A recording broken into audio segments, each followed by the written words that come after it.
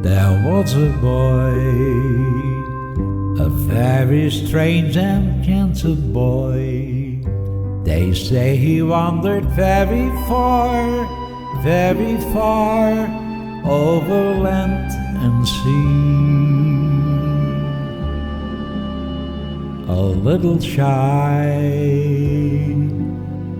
and sad of eye, but very wise was he. And then one day, a magic day, he passed my way.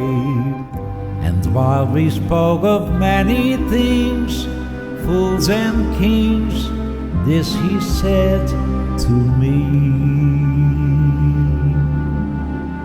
the greatest thing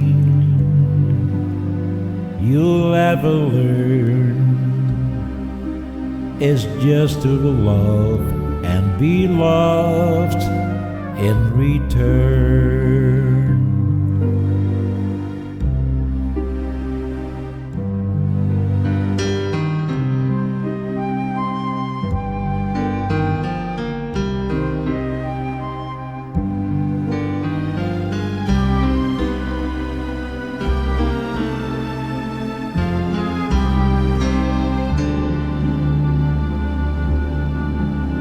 The greatest thing you'll ever learn is just to love and be loved in return.